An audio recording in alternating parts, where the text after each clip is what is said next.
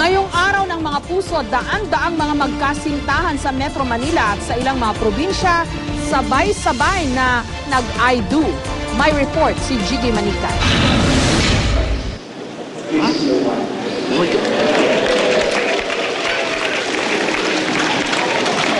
Labing isang taon ng kasal ang mag-asawang sina Senior Inspector Ramon Nazario at Rowena Anob. Sa isang civil wedding nilang ginawang formal noon ang kanilang pag-isang dibdib.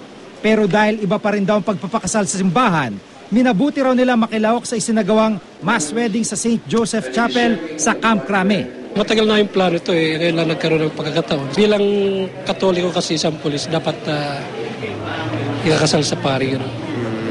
Mas gusto niyo yun? Mas gusto niyo yung blessing ng pari. Siyempre, masaya. And excited din. Kasama nila ang 17 iba pang pares na sabay-sabay nag-I do. Sina PNP Chief Nicanor Bartolome at misis niyang si Dr. Noemi kasama ang directorial staff ng PNP ang mga tumayong ninong at ninang sa kasalan. Libre raw ang kasal pati ang reception at may bonus pang cash gift ang bawat pares. Sa Parañaque naman, 300 magsing-irog ang sabay-sabay na ikinasal. Espesyal din ang seremonya na dinaluhan pa ng ilang sikat na personalidad. Sa Nueva Vizcaya, madiliman ang ulap at tila uulan anumang minuto ay nairaos pa rin ang kasal ng 14 na pares ng katutubong bugkalot. Ang mag-asawang sina Tolengkan at Dalina Pasigyan.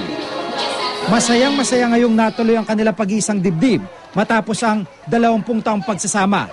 Sa Santa Rosa, Laguna naman, 355 mga magsing-irog ang ikinasal sa tradisyonal na kasalang bayan na pinamunuan ng kanilang punong lungsod. Ang ibang ikinasal may edad na, ang iba naman medyo bata pa. Ang importante raw ay mabasbasan ang kanilang pagmamahalan.